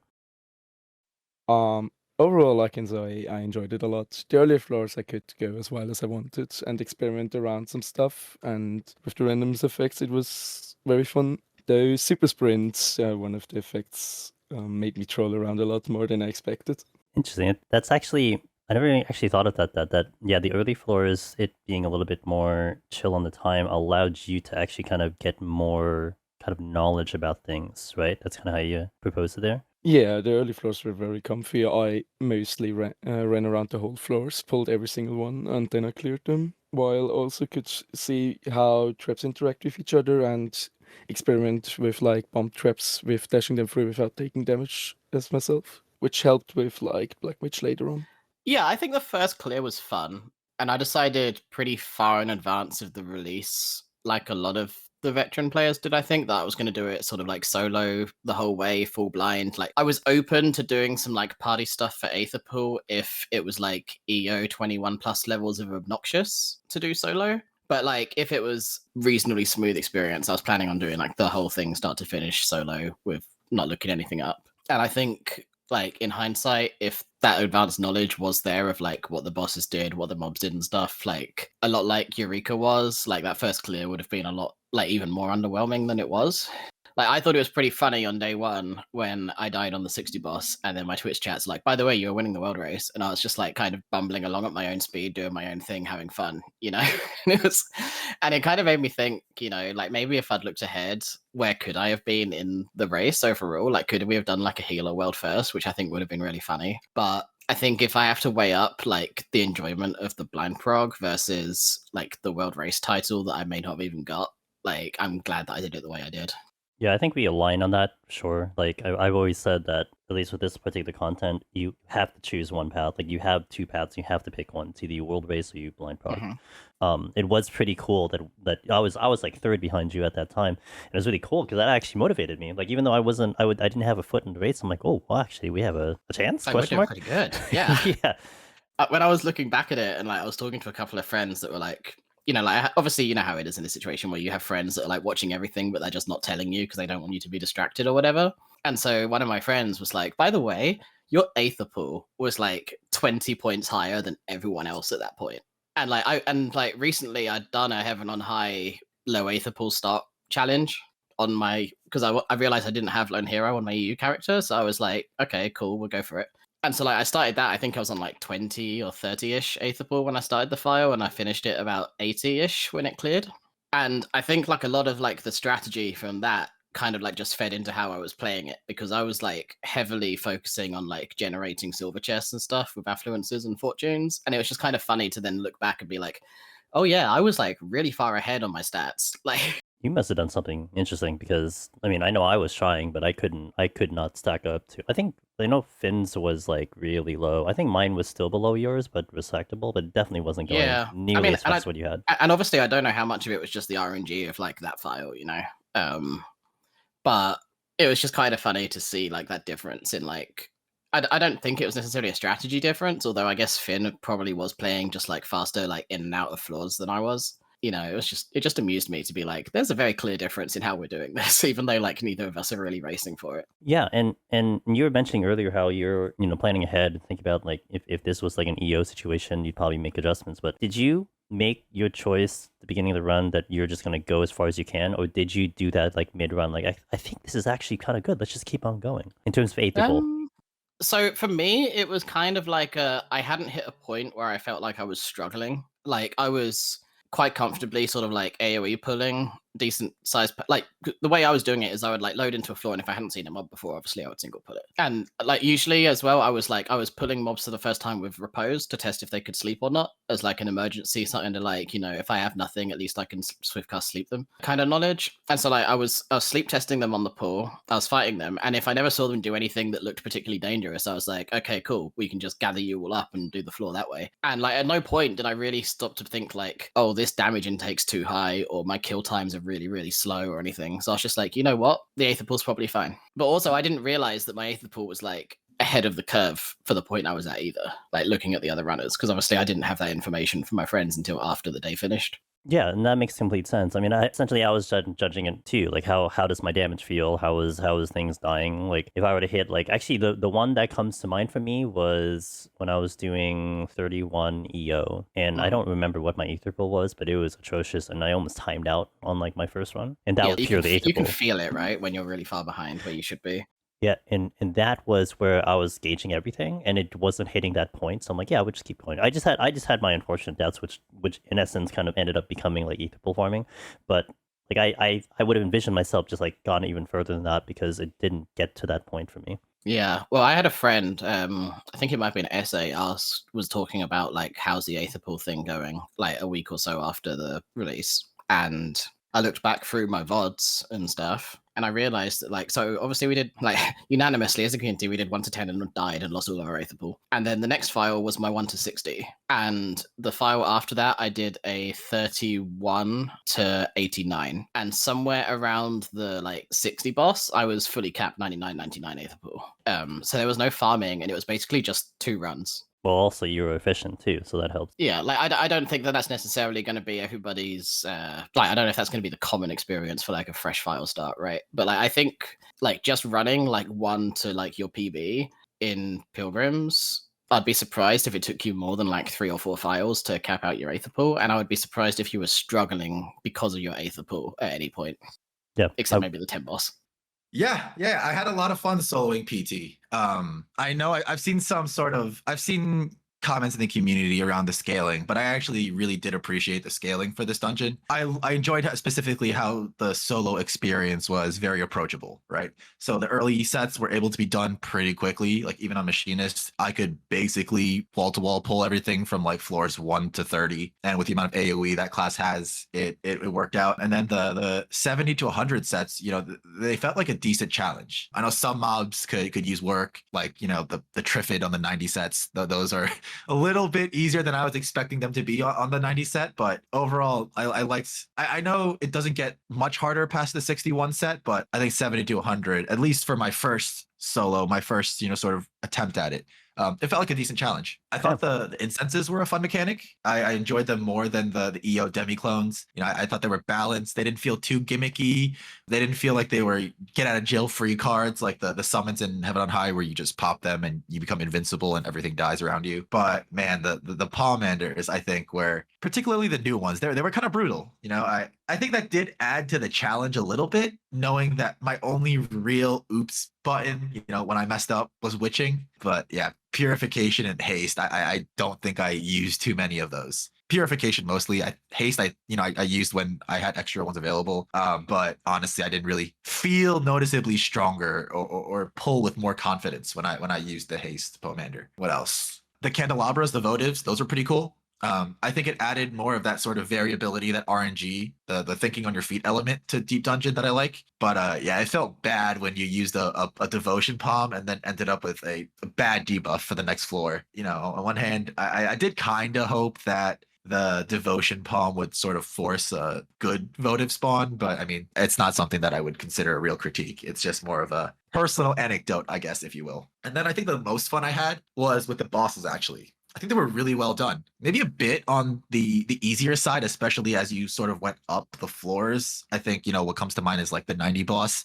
That didn't feel too difficult. But I thought the 99 boss was incredibly well done. And it almost felt like a solo extreme. The mechanics were pretty simple once you mastered the fight, but the fact that it introduced balancing health bars on like a solo instance and sort of each boss doing its own separate casts, you really had to pay attention and understand what was going on. It felt like a true sort of good finale send-off to the dungeon. Did you do the 99 boss in EO by chance? I did.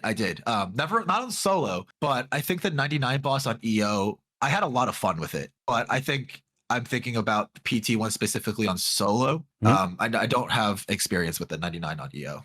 Okay, that's fair. That's fair. I'm kind of like that too. Like even if I do it adjacent to it, I'm like, well, if I didn't do it for this specific aspect, then I really don't comment on it, right? It has to be like, right. If I soloed it, then I can comment. If I didn't, I can't really put. That's fair. Yeah, and exactly. And you thought because of the way the Pomanders are, that because of how the usage of it was like kind of lacking, it actually added to the challenge of PT, in your opinion? Yeah, I think so. On one hand, like I was mentioning, there were a lot less, especially because I'm comparing mostly to Heaven on High right now, but a little bit to EO, where, especially when you got to the 90 set, if you got really lucky or you managed your Pomanders really, really well, you probably had like 3 to 4, maybe 5 floor wipes between the summons, frailties, petrifications. On EO, you had the dreads. I don't remember what the thing was called, but the thing that turned you into a machine and you would run things over. Yeah, those the are all dreads, sort of yeah. Yeah, the dreads, yeah. So, I always treated those as sort of like get out of jail free cards, not to mention they all had witchings too. That like if something went really wrong, I could always pop it and I wouldn't really have consequences, right? In Heaven on High, if you pop those summons, you're invincible, everything dies, you pop a fortune beforehand, you might get it back before you even leave the floor. So I feel like with PT, the fact that I knew I only really had witchings to rely on, at least in a reactive sort of way, because I know you could sort of use maze roots and those things would transform enemies, but those always felt sort of like a preemptive measure to take. Whereas if I got into trouble and I pulled one too many things, or I didn't see a patrol coming, it really forced me to almost elevate the way I played and not just I'll witching my way out of it. And especially on my solo clear, I basically ran out of witchings by the 90 set. So that entire time was me just sort of playing on instinct rather than a little more loose, maybe the word, or a little more risky, because I knew I had a way out. With the 90 set, it felt like I really had to be keyed in on everything, what mob was in front of me, what was behind me, the layout of the floors. Could there be a patrol coming? And then even when I pulled two enemies, it really made me sort of bounce back and forth. So I understood where those room cleaves were coming or where those AoEs were coming. And yeah, so definitely think the maybe more lacking Pomanders this time maybe was less of a fun factor and sort of in terms of like that power fantasy, that get out of jail free card. But I think personally it was an interesting challenge. And did you go through the 90 set knowing what enemies did, or was it just like YOLO, hope for the best? Oh no, I definitely I definitely studied up. I think I watched Finn's guide and then your solo clear probably 3 times before I felt safe to even like walk in there. Even though the enemies were, now that I think of look back on it, even though they were relatively simple, nothing did anything crazy. Yeah, there was still this element of like, oh my god, this is the 90 set. This is do or die. Honestly, like the night before, so I finished my 80 set like at 11 p.m. one night, and I knew I was gonna wake up the next morning and get the thing done. But like that whole night, I just couldn't sleep. I was so nervous about sort of not even the enemies themselves, but just me, like how I would manage my nerves mid clear. Yeah, it's funny. It's funny when you say you're checking my video. I remember when I was going through the solo clear, I'm like, I'll just skip all these enemies because I don't know what they do. I'm just gonna hope for the best, because I went in with without anything to go for. So yeah, having the knowledge is certainly helpful. And now that I know what they do, it's like, oh, they're not so bad. But like, I agree with you, that terror of like, you still don't know how to manage them correctly, and it's all like new territory. You know that you're close to the end. Sure, I understand that. Yeah, I think there's also an element of just like I was playing machinist, so I knew I could die at any moment if I stepped out. If I did one thing wrong, I didn't even have a tank invuln mistake button. It was just really like, and I was out of raisings too, so it was really one shot, make it or break it. And at some point, I was just like, I have to go in. I can't watch any more guides. Oh yeah, I get that too. Like I can only absorb so much information from not playing the game that I just have to go in. Loser win. Yeah. It's just I just got to go in because that's the best way I can learn. Yeah, I guess. Like when new content comes out, it's always fun to go in and see what it's like. But there was an overarching feeling of disappointment and annoyance, like the lack of challenge throughout the run. Did I have? No. When I cleared, I was just like, I think I tweeted something like Yoshi P will pay for his crimes for what has happened to Deep Dungeon, because I was just so disappointed and annoyed at the lack of difficulty and some of the changes that they've made. So I had fun in that kind of, oh, this is a new piece of content. Here's something to play and get to grips with. But actually, like going through it and thinking about what I enjoy when it comes to this game and what it comes to Deep Dungeon, no, I didn't have fun. I took time off for work for it, and I regretted doing that. So I'll say no, I didn't have fun. and you made that tweet like after your first clear. Yep. Gotcha. Okay. No, that's fair. That's completely fair. Yes, I had a lot of fun. In fact, I had way more fun than I thought I would have, to the point that right now even the smallest mention of PT in my chat can derail a stream for me and potentially send me into doing like impromptu runs with folks, maybe helping them through like 71 plus or something. I would hop back into my solo attempts right away. It actually made me really interested in scoring, which I've obviously never done before. But right now I'm letting my carpal tunnel have some rest after trying for the Sage World first for that. That is completely fair. So if a gamer were to come to your stream and say both PvP and PT, which wins? That's really tough. I think I would have to compromise by doing a floor set and then a frontlines match in between, and then a floor set and a frontlines match in between. Yeah, kind of. I think PT itself is very well designed, and it has a lot of really cool ideas, but it suffers a little bit from feeling like a second Eureka Authors, right? In my opinion, the fun in Deep Dungeons comes from each having its own unique niche. So if you want to run a high-stakes marathon, a gamble kind of, like a 12-hour file on bosses like Behemoth, you can play Palace. And if you want to play a shorter, more explosive experience with insanely strong resources, you can go play Heaven on High. EO felt like it was a more raid and mechanic-centric experience. And while that was kind of unpopular, it was a niche that the previous Deep Dungeons did not cover. Now, PT is sketchy, I think, because it is more fun than EO, and it feels better designed than EO. And I also enjoyed the Candelabra idea a lot, on paper at least, but it suffers from being a bit smoke and mirrors. What I mean by that is that older deep dungeons and even EO felt like you needed to plan around your resources, more so in older dungeons than EO, of course. But with PT, it was the first time that everything felt like it is entirely luxury. On paper, the candelabra design suggests that it should be a risk versus reward kind of thing. But the upsides are so insanely good, even if they're not even needed to clear, and the downsides are negligible, so you don't end up engaging really with it. So it's a weird kind of curve. During my initial solo, I was pretty amazed at the new stuff. Then when I realized how the difficulty was going to be, again, completely reliant on just knowing mob mechanics, I had a phase where I had a lot less fun, because it's just not what I enjoy for Deep Dungeon. And then when you actually look back after clearing and even re-clearing, I do have fun with it. It just has this kind of disappointing aftertaste.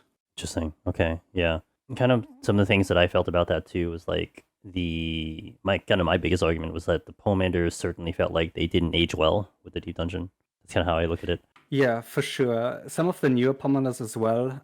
I feel like Purification is like a really good example of that. I think they could have redesigned Purification a little bit and merged it with the Purity. So you have both a block for the debuffs that are cleansable, and you make mimics a little bit. Well, then again, like mimics are also a little bit antiquated. I feel like they've been like completely neutered. I feel like they don't deal the damage. They are just like kind of spongy mobs, and it feels like it doesn't really fit anymore into how they want to design Deep Dungeons. So do you feel that the difference of POTD and Heaven on High is a bigger difference than EO to PT, generally speaking? Would you say that?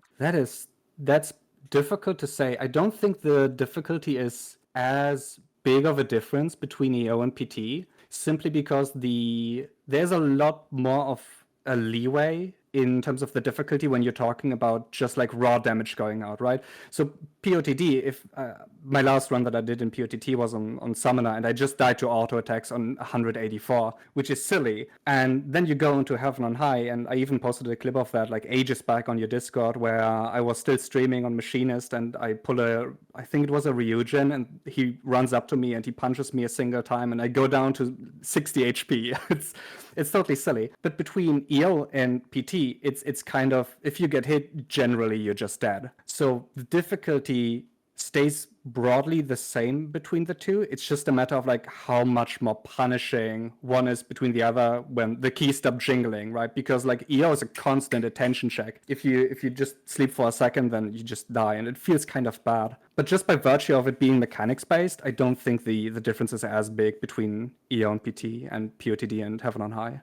Yeah, because I was kind of how you were kind of describing it earlier between the three of them, and then leading into PT description. Like I almost wonder, like if kind of your feeling on PT was more because of how EO and PT were established over what POTD and Heaven on High offered, or in other words, if let's say we had another situation where it was actually like POTD 2 into Heaven on High 2, if you would actually kind of feel differently. It's hard to predict, of course, but I guess the way the Deep Dungeon was set up, it could actually kind of change your answer depending on what they actually offered us in the Deep Dungeon in a way. Yeah, kind of. Yeah. I think between POTD and Heaven on High, if we got just like POTD, but it is POTD 2, I think by now it would feel vastly different, even if it is broadly speaking the same niche, just because you would be playing with a new job kit, right? You wouldn't be playing level 70, but you would be playing with a level 100 kit, presumably. And that alone, I think, would make it a lot different. And it touches a lot on like how Square Enix is in a really weird spot by now in how they want to approach balancing at large. Because I don't think PT or like EO, the design philosophy of like mechanics being punishing and that being the source of the difficulty, is necessarily the wrong direction. But it requires for them, like you said earlier, to redesign a lot of the DNA that they used to have. The Pomanders feeling antiquated, for example, which you brought up, is part of that for sure.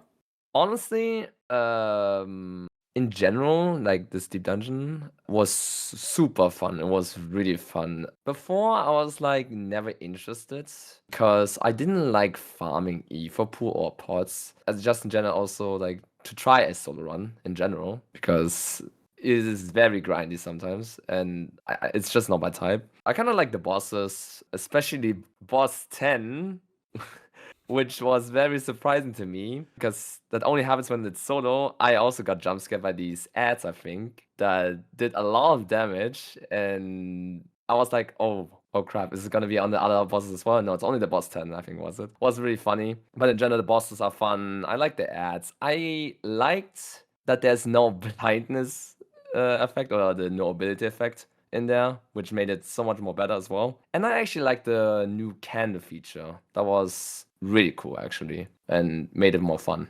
honestly. So the ether pool grind, the potion grind, which kind of implies that you, I guess, either had knowledge on or had experience from the other deep dungeons about that kind of grind, I imagine.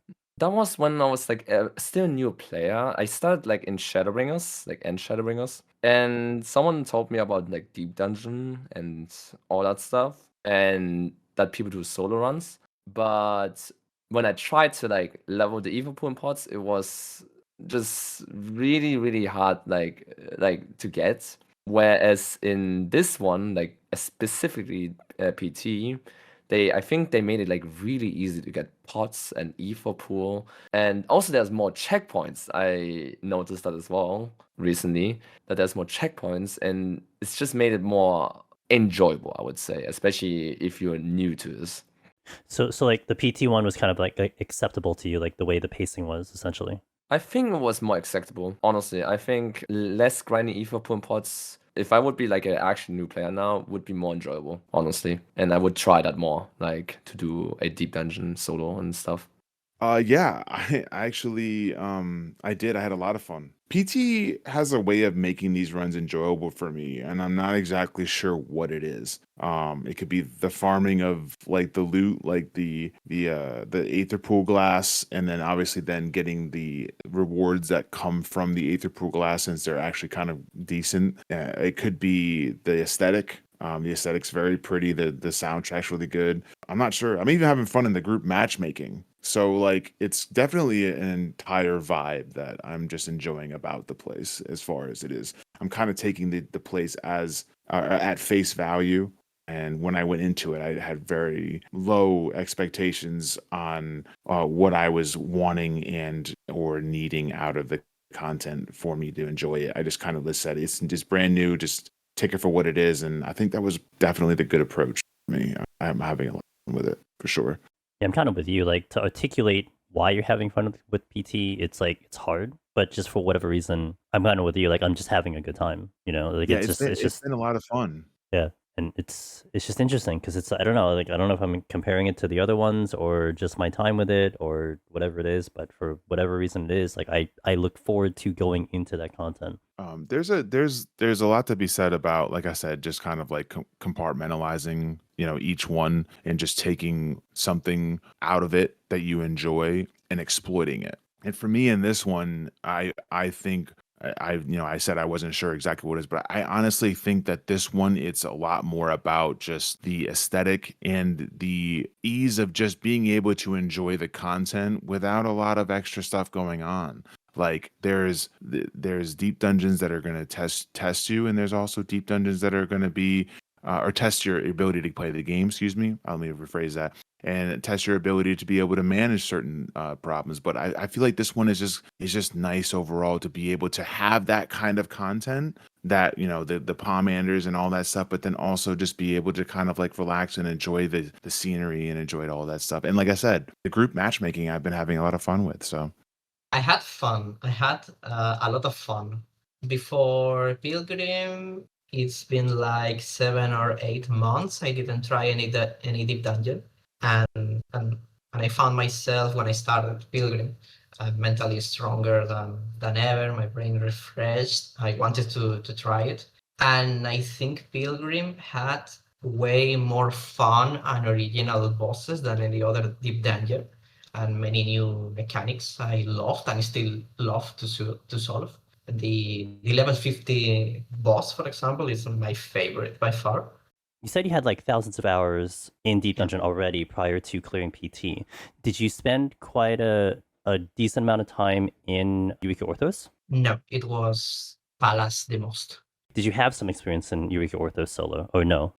Okay, so then I just want to like a follow-up question. How did you feel about the bosses in comparison from PT and EO, in your opinion? To Eureka? Or... Yeah, to specifically Eureka Orthos. I feel like bosses in Eureka weren't that challenging. than Pilgrim. I feel like the true difficulty of Eureka were the path itself, not the bosses. And I found the Eureka bosses. I didn't finish it. I mean, I don't know how level 70 or plus bosses are. I didn't reach that levels. So don't take my word in that case. But I felt like Pilgrim bosses were way more cruel to you as a player. They can kill you way quicker than Eureka. That's fair. No, that's fine. Even honestly, in my eyes, like, okay, sure, you didn't do like 70, 80, 90, but I mean, even just comparing like the 10 bosses and the 40 bosses, right, with the ads and everything, Yeah. the difference is there. I remember the YamaAD boss in 30. In Eureka, I could have stacked a stank like 10, 11, 12 boon stacks, and the damage were not that high. But on Pilgrim, the Catholic at the 80s, the level 30 boss, it killed me really fast with the chase mechanic. I don't yes. remember the name exactly. Mhm. It killed me really fast, and I had a race commander, but it ruined me really fast on my first run. That kind of stuff didn't happen on Eureka, I think. So I'll have to answer this one from two perspectives, because I did it day one. So like I mentioned earlier, I was in the world race. First off, I need to give a shout out to the team that helped me. My friend Carp, Demon Smalls, Winter, Serenia Kashi. I think you know them, but they go by Raven in your chat. Yes. They all helped me during the race. Day one, I had fun, to be honest. Like, it was fresh. It was an exciting content. Like, even doing it semi-blind, I had fun the first time. Like, even as I went to do more clears, I still kept enjoying it because I think TT was unique because of the aesthetics that we had. We had unique mobs as well. Like, their designs were not just a repeat from old Deep Dungeons. And as well, like, we had a lot of interesting concepts brought in. So it just made it more enjoyable and exciting once it released. Oh, for sure. I did have a lot of fun. I did a lot of like big pulls on Bard especially. I was just pulling the entirety of the early floors up to like 30, 40. That was so much fun. And the bosses are also super nicely designed. And we with some friends, we named the floor 60 boss Emmanuel. We've just been calling him Emmanuel and been beaming about that. But yeah, like, it's super fun. It was great. A friend and I were doing solo attempts at the same time, so we were streaming to each other on Discord, and that definitely added to it. But yeah, it was good time. So did you get comfy on the big pulls, just YOLO, whatever, or was that something that you kind of got used to like the other deep dungeons? It was pretty much like YOLOing. I've done a fair bit of like big pulls in low level Palace mostly when I've been in there on Machinist and Scholar. But yeah, and then aside from that, I've not really done a lot of it other than, I mean, Warrior in Heaven on High, but it's Warrior and not a DPS. It's true, but I guess in my mind, like, as someone who, well, although you have the previous experience, like I would almost see maybe more times than not someone be more chill with the pool. So it's really nice to see that like you got comfy with those big pools like right out of the gate. Yeah, it was like, well, just taking into account about how much auto attack damage mobs do and how fast they die, it felt like it's like worth it to just at least give it a shot, see how far you get. Gamer attitude, I love it. I mean, if you die, you die. So Oh, even better attitude. Oh yeah, great, love it. In the group run or in the solo run? Let's say both. Let's say how you felt with the group run, and then subsequently how you felt eventually with the solo run. So at the start, when not much info was out, I love blind progging stuff, so obviously that was enhanced a bit by it. On the second and third run, I still had a lot of fun, like in the group runs. And we actually, like this group of these 4 people, we actually do the weekly Deep Dungeon challenge logs, like every week. And it's always really fun. Like we switch the jobs around and now we started trolling each other by like aiming AoEs at each other. Like on the 81 set, we tried to aim the lion telegraph at each other and snipe each other through the wall. So that's like, it's really fun. In my solo run, well, I love Deep Dungeon, so of course I had fun. I don't think I had as much fun compared to as like getting my first clear in the other 3 Deep Dungeons. I do think the bosses are very, very fun. They're engaging. It's different compared to Heaven on High or Palace, where, except for Behemoth and Godfather, where you kind of just run the boss in a circle for like 8 minutes, you know? And not to downplay the bosses in there, like I like them too. But yeah, I did have fun. When I say not as much as in the other Deep Dungeons, like if Palace and Heaven on High were a 10 out of 10, I'm not saying that PT was a 0 out of 10. It was probably around a 7, a good 7. EO would probably be around an 8, and Heaven on High a 9, and Palace just a 10. But that is biased because Palace is by far my favorite Deep Dungeon, so it makes sense that I had more fun in there in my first solo clear. Because Palace was also my first solo Deep Dungeon clear ever, so of course it's a lot, like, it's enhanced by that. That's just the bias of it. Even with a bias, I think it's still possible that you could have a version that actually can be better than that, right? I mean, not to say that obviously with your current rankings that's not the case, but I think to be said, like, there possibly in this universe somehow it's possible something could be better than that, right? Yeah, that's true. That is Yeah, definitely true. PT, that was not the case. Did I have fun? Yes. So the parts that were fun for me were I went through with a group on day 1 and we cleared it, the whole thing. And the problem with going on a group, I went with some people I think are talented players. We kind of killed all the bosses and all the enemies before I had a chance to learn what they do. So going back on solo and going back on tank, I was like, oh, that's what that does. I never had to. It was fun, like sort of like reprogging it and having to learn how to actually kill enemies instead of just the 2 DPS in my group will just destroy everything and I don't have to learn it. But yeah, no, it was a lot of fun. And one of the things I like about it is I think this is one of the more accessible Deep Dungeons, because when I've looked at other Deep Dungeons, the idea of soloing, the punishment for failure is getting reset to floor 1. And if you need to practice a boss that's on a higher floor, you have to reprog through it. And this Deep Dungeon, where they let you just sort of jump in at any floor, you can, because before I even cleared, I went through on Gunbreaker and did 70 to 99, and I messed up my time management when I went through. When I just went 70 to 99, I didn't have quite enough to get through there. But I kind of had a good idea of what I needed to do for every enemy and how I was going to do each floor. So yeah, I think that made it a lot more accessible. And because of the checkpoint system, I felt like when we went through it, I could go through and get a solo clear of this because I could practice every set of floors or every 20 floors rather than having to restart before I went back in. I had a lot of fun. Honestly, more than I expected to, given the difficulty level. I did a write-up of reflections on my solo clear, and I concluded it by saying, instead of looking for reasons why I shouldn't have enjoyed my clear, I'd rather acknowledge the fact that I did enjoy it. I think a lot of my enjoyment derived from Pilgrim's Traverse not taking itself too seriously, with things like Faol's Leafman transformation or the ultra-fast sprint or mudball votives. It may be a different kind of fun from completing a challenging dungeon, but I'll never not love bowling myself in a treasure room full of enemies. I particularly liked the enemies with twists, notably the steel-eating turtle on floor set 41 and the chameleon on 61. Both of those not only were fun to discover for the first time, but also have a real effect on strategy. For example, I now have to be careful using AoEs if there might be a chameleon around. In terms of mechanics, this aspect might be my favorite part of PT. The visuals also played a big part, both because of how the outdoor environments interacted with deep dungeon expectations of rooms and hallways, but also just because they're pretty. It's nice not to be shut up in an enclosed environment for 100 floors. Also, shoutouts to whoever decided you should always start on that one outdoor platform with a great view of Ilmeg when you enter floor 1. I do worry that this kind of fun is not sustainable. After you've been through it once, there's nothing left to change it up and keep things interesting.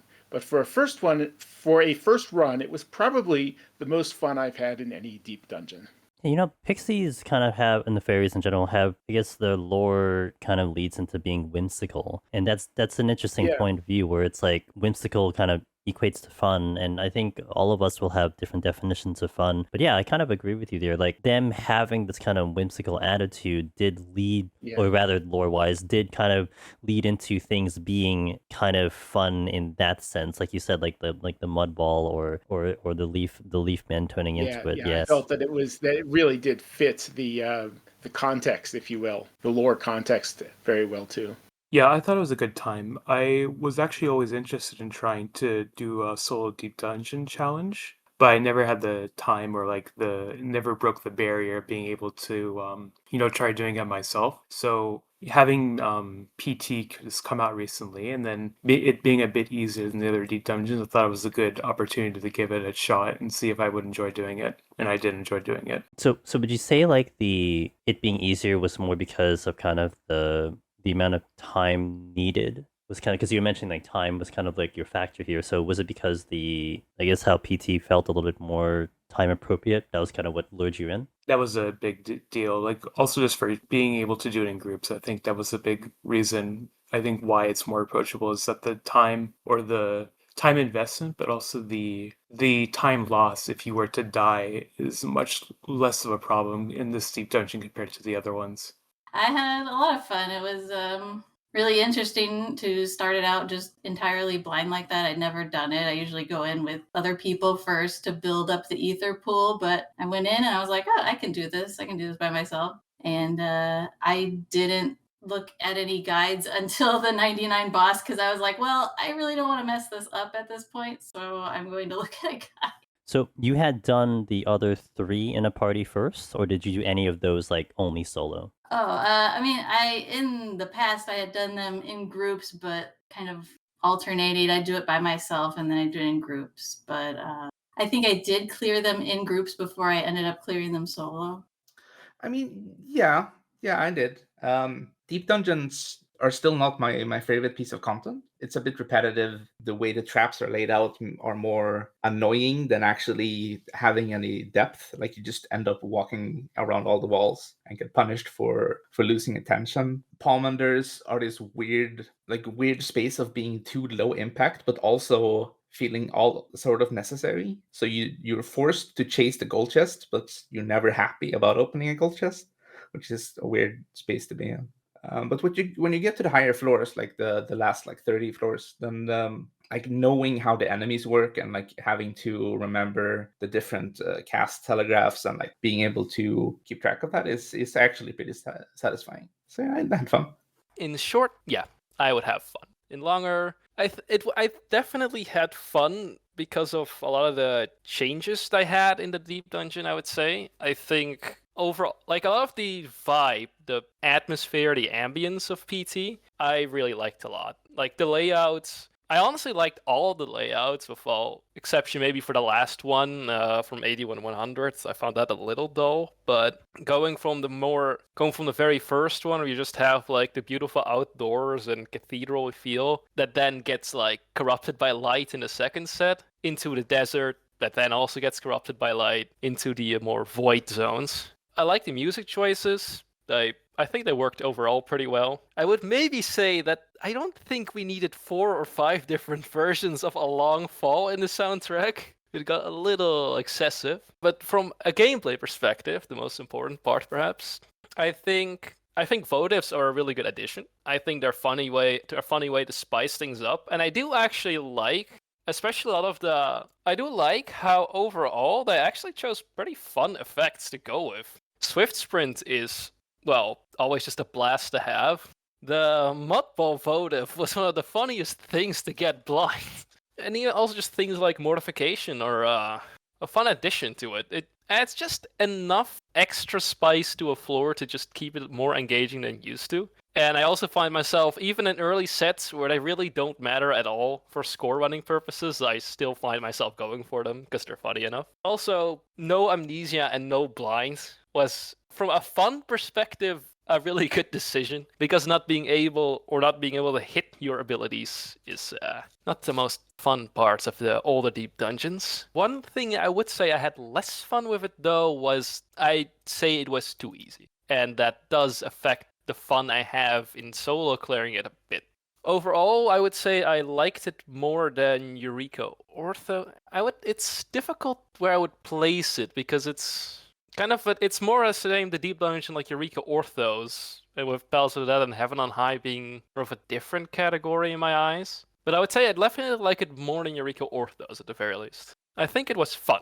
Okay, that is fair. Really, and actually, the point you made about the floors starting off as they were and then slowly getting corrupted by light, I thought that was actually a really nice touch because I knew that they were going to go heavy on the lore because they were kind of leaning into that. Like EO was heavy on lore, and as someone who's not too much like a lore junkie, I did actually appreciate kind of all that extra information. And then now seeing it kind of in front of you, not just having to talk to NPC about it, I thought that was a really nice touch to the levels. Yeah, the show Don't Tell was done pretty well, I'd say. Yeah and no. So I think I had the most fun between Stones 1 and 60.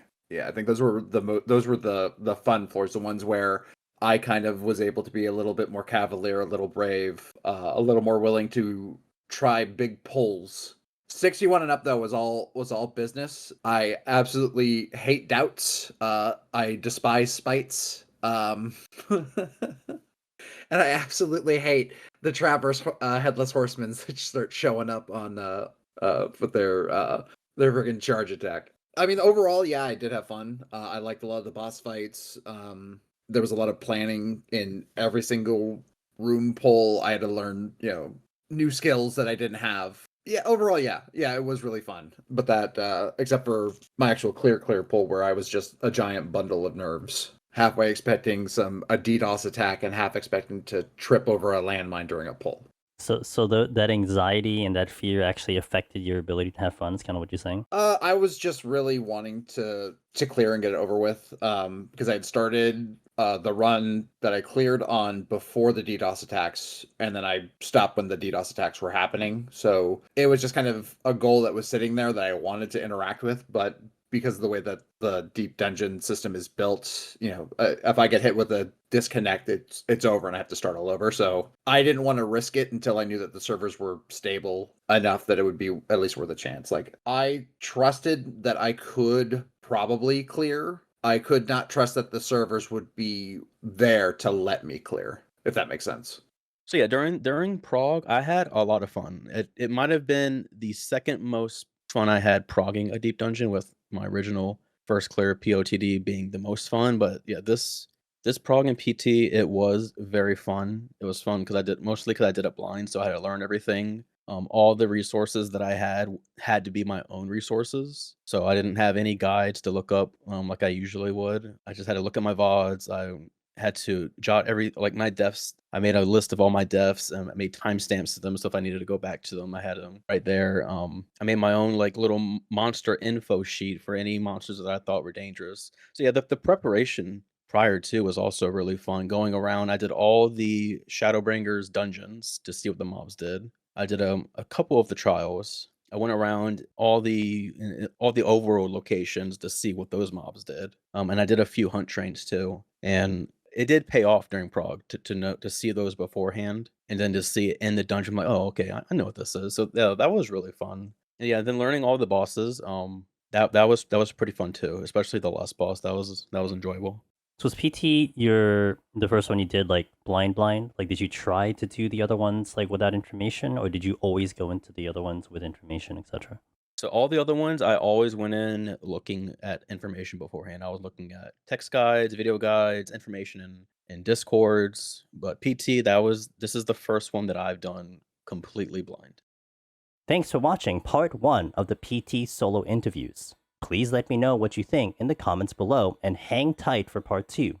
If you like this video, be sure to like and share it with your friends. If you like more videos like these where we talk to the community about Deep Dungeon Solo, be sure to let me know. The success of these videos will determine if we do more. Take care,